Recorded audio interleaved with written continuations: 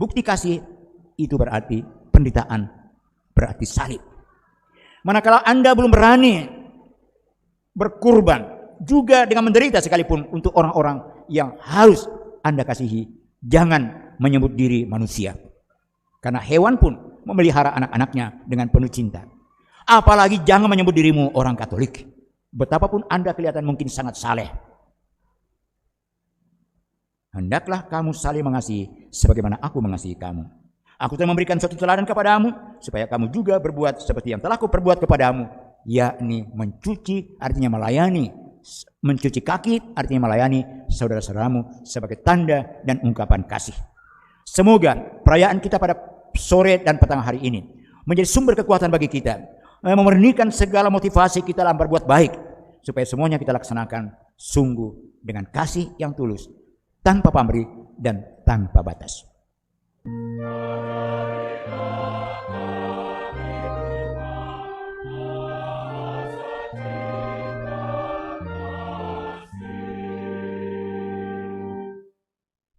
Dalam nama Bapa dan Putera dan Roh Kudus.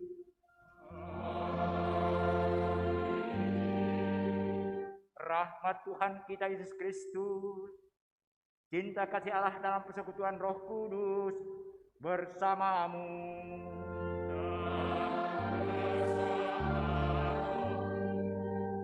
Anak-anakku yang kekasih, para remaja, orang-orang muda, ibu dan bapak, saudari, saudara, para biarawan-biarawati, rekan-rekan imam, baik yang hadir di ruangan ini maupun yang mengikuti perayaan ini secara virtual dari tempat masing-masing. Tadi sudah disampaikan bahwa perayaan kita pada malam hari ini adalah perayaan cinta kasih. Dan karena itu ditandai dengan warna putih, pemberian diri yang diabadikan dalam perayaan Ekaristi dalam lambang roti dan anggur. Dengan satu pesan supaya kita melaksanakan perayaan ini setiap kali mengenangkan sengsara dan wafatnya, dan supaya kita mengamalkan pesan daripadanya, yaitu hendaklah kita saling mengasihi sebagaimana Allah dalam Kristus mengasihi kita. Sebagai manusia yang lemah, yang rentan terhadap dosa, pelanggaran dan kelalaian, kita sejenak merendahkan diri di hadapan Tuhan. Mohon rahmat, pertobatan dan pengampunan, supaya kita dilayakkan untuk merayakan perayaan Kamis Putih ini dengan hati yang pantas. Izinkan saya membuka masker. Saya sudah 4 kali divaksinasi. Yang pertama dan kedua dan keempat ada sertifikatnya. Yang ketiga rupanya tidak resmi, tanpa sertifikat. Tapi pian diharapkan tetap mengenakan maskernya.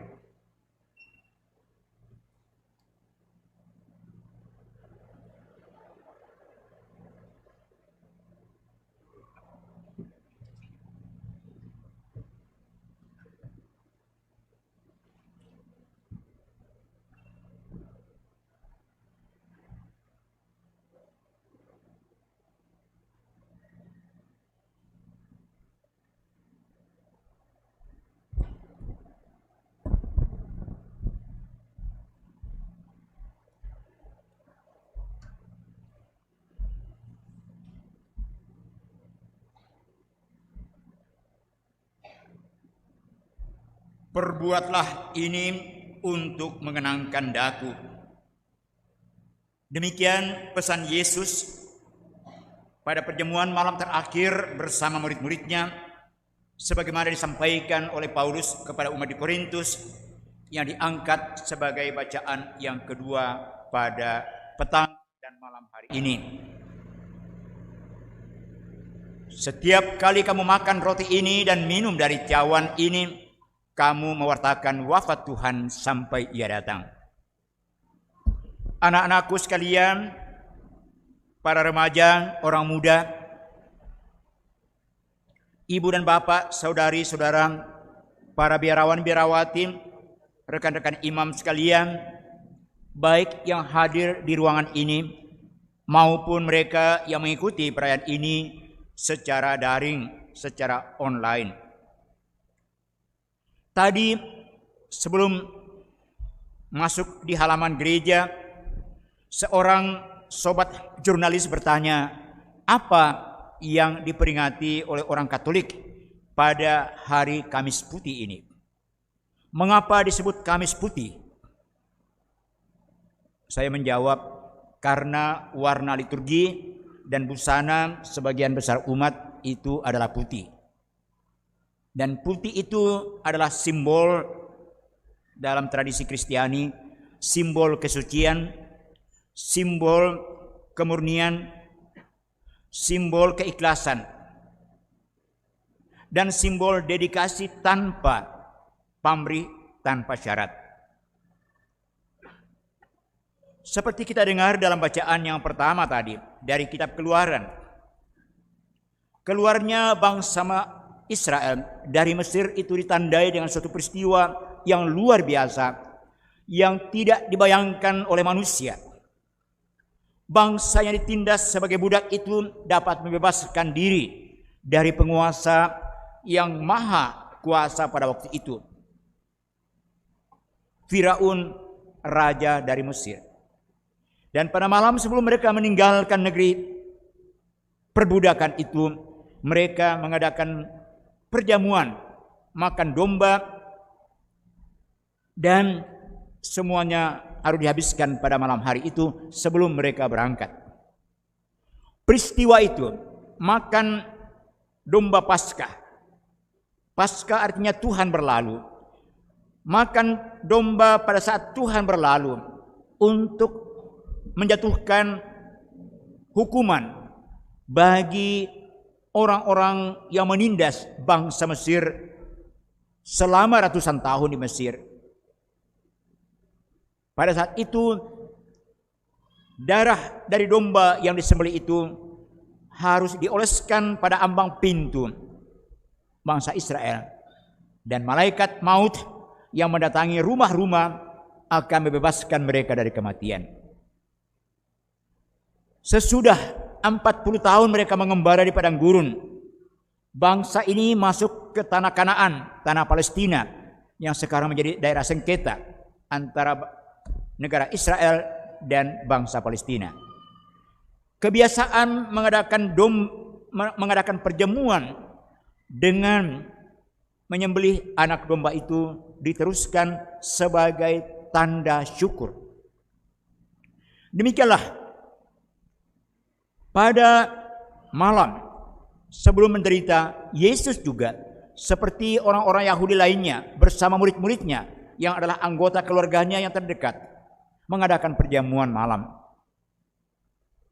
dengan domba dan roti serta anggur sebagai sajiannya.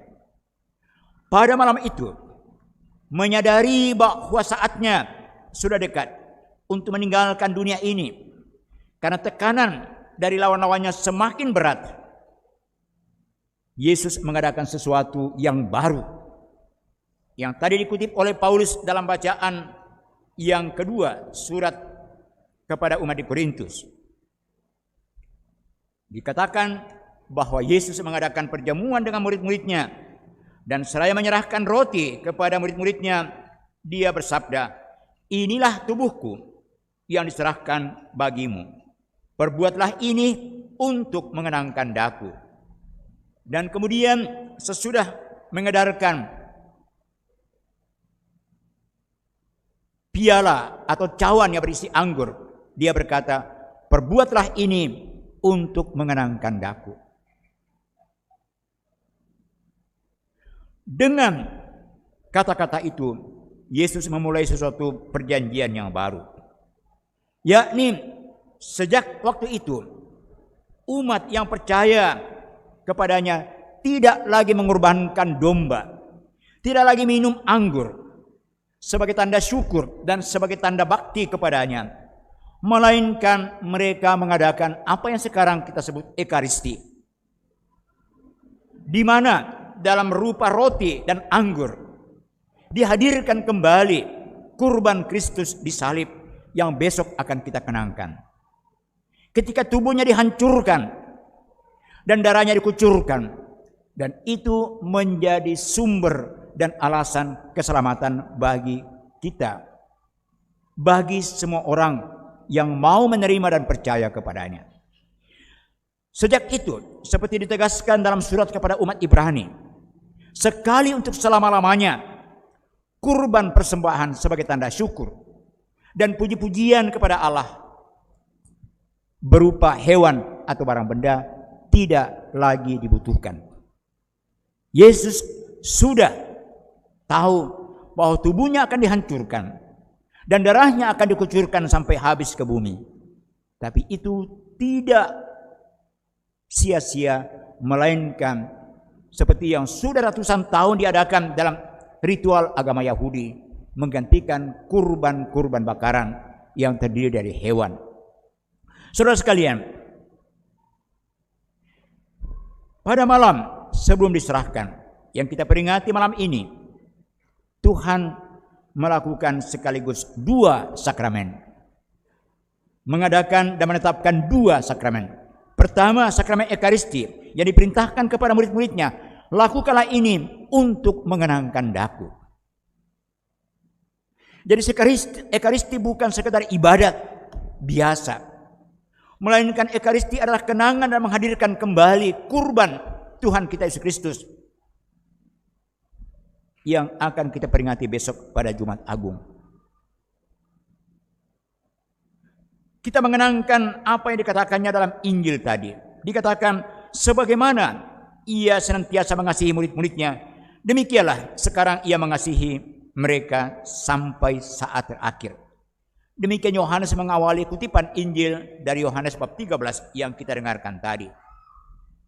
Dan penutup dari kutipan tadi, ayat 15 dikatakan oleh Yesus sendiri, "Aku telah memberikan suatu teladan kepadamu, supaya kamu juga berbuat seperti yang telah kuperbuat kepadamu." Sakramen yang kedua ialah sakramen imamat, di mana Yesus sendiri memimpin murid-muridnya, keluarganya yang paling dekat, untuk menghadap tahta kemuliaan Allah, mohon pengampunan atas dosa-dosa, tapi terutama bersyukur atas segala sesuatu yang boleh mereka alami sebagai kebaikan Tuhan. Walaupun atau justru pada saat Yesus menyadari bahwa dia akan dibunuh oleh lawan-lawannya, maka dia sekaligus menetapkan supaya kurban itu terus menerus dipersembahkan dan dipimpin oleh wakilnya di bumi ini, yakni para imam. Maka hari ini memang merupakan suatu hari yang begitu indah dan patut disyukuri. Ketika Yesus sendiri sebelum wafatnya menjamin bahwa pengorbanannya di salib yang diselenggarakan secara simbolis, secara lambang pada malam sebelumnya yang kita peringati malam ini, bahwa Allah sendiri yang hadir di tengah-tengah umatnya, memberikan dirinya sehabis-habisnya. Supaya apa? Supaya kita dapat diselamatkan. Di tempat lain, Yesus berkata, tiada kasih yang lebih besar daripada kasih seorang yang menyerahkan nyawa bagi sahabat-sahabatnya. Maka kita bertanya, apa tandanya kita sungguh orang Katolik kalau mau orang Kristen? Kekatolikan, kekristenan kita diukur bukan dari banyaknya ibadat yang kita ikuti. Mohon maaf. Bukan dari banyaknya doa-doa yang kita panjatkan. Mohon maaf. Bukan dari banyaknya sumbangan yang kita berikan kepada gereja dan lembaga-lembaganya. Bukan dari banyaknya sedekah yang kita berikan kepada sesama kita yang membutuhkannya. Itu semua baik dan indah dan mulia. Tetapi itu bisa juga diboncengi dengan motif-motif pribadi yang menyangkut kepentingan kita yang egoistik dan egosentris. Tanda bahwa kita sungguh murid Yesus, kita orang Katolik, ialah apakah kita melakukan apa yang diteladankannya kepada kita, yakni saling melayani dalam kasih yang tulus dan tuntas, seperti saya sampaikan dalam homili pada hari Minggu Palma beberapa hari yang lalu. Tolok ukur dari kekristenan dan kekatolikan kita ialah apakah kita sungguh menghayati dan menghidupi kasih yang tanpa batas yang diperlihatkan oleh Yesus yang kita mulai riwayat sengsaranya pada malam hari ini. Dan ketika kita mau, seperti dikatakan oleh Yesus sendiri dalam Injil Lukas bab 9 ayat 23. Barang siapa mau menjadi muridku, artinya mau menjadi orang Katolik, mau menjadi orang Kristiani. Barang siapa mau menjadi muridku, hendaklah pertama dia meninggalkan segala sesuatu, termasuk ambisi-ambisi pribadi, apalagi kesombongan kita, iri hati dan dengki yang menimbulkan perpecahan dan penderitaan bagi banyak orang di seluruh muka bumi saat ini. Cita-cita kita yang mungkin terlalu muluk, sikap yang terlalu percaya diri, semua yang dapat diandalkan oleh manusia dan dunia ini, itu harus ditinggalkan. Karena itu bagaikan lemak yang membalut jantung dan hati kita, sehingga kita, kata dokter, mendapat fatty liver. Dan membuat kita sebagai orang Katolik menjadi sesak, menjadi kerdil. Tanda bahwa kita orang Katolik ialah bahwa kita sungguh mau mengikuti Yesus dalam mengamalkan kasih-Nya tanpa batas, tanpa syarat, tanpa embel-embel. Sedemikian sehingga seorang uskup yang terkenal di Afrika Utara pada abad yang keempat mengatakan, ama et fac quod vis. Kasihilah maka Anda boleh berbuat apa saja. Karena dalam kasih hanya ada kebenaran dan kebaikan. Ketika orang mengatakan kasih, tapi penuh dengan cinta diri, penuh dengan pamrih, itu hanyalah kasih yang semu. Ketika orang mengatakan kasih, tapi dia tidak peduli akan tanggung jawabnya terhadap keluarganya, terhadap istri, terhadap anak-anak, terhadap suami, itu adalah kasih yang semu. Itu hanya ada cinta diri. Kita dipanggil untuk mengasihi seperti Kristus mengasihi kita. Dan itu akan diperagakan dalam liturgi pembasuhan kaki yang diperagakan oleh Yesus pada perjamuan malam terakhir itu. Pembasuhan kaki yang hanya dilakukan oleh budak-budak kepada tamu-tamu dari tuan yang mengadakan pesta. Dan itu dilakukan pada malam perjamuan itu oleh Yesus sendiri untuk menyatakan bahwa cinta tidak mempunyai syarat-syarat. Aku mencintai engkau, abang, kalau duitmu banyak ya. Manakala kamu dipecat dari pekerjaanmu tidak ada duit, saya mengatakan abang sayang, tapi abang selamat jalan. Aku mencintai orang tua aku kalau dia memberikan apa saja yang saya mauin dan saya butuhkan. Itu bukan cinta Kristiani, itu adalah cinta diri. Maka Ibu Teresia dari Kalkuta mengatakan, berikanlah tanganmu untuk melayani. Kasih yang tulus pasti siap untuk melayani apa-apa saja dengan harga apapun juga, bahkan dengan harga kematian sendiri seperti dilakukan oleh Yesus. Berikan tanganmu untuk melayani, tetapi berikan hatimu untuk mengasihi. Tuhan memberikan kita dua paru-paru, dua hidung, dua ginjal, dua macam-macam, tapi Tuhan hanya memberikan kita satu hati, satu jantung. Supaya apa? Supaya hati itu seutuhnya kita persembahkan kepada Tuhan, dan melalui Tuhan kita persembahkan, kita berikan kepada sesama kita. Saudari, saudaraku terkasih,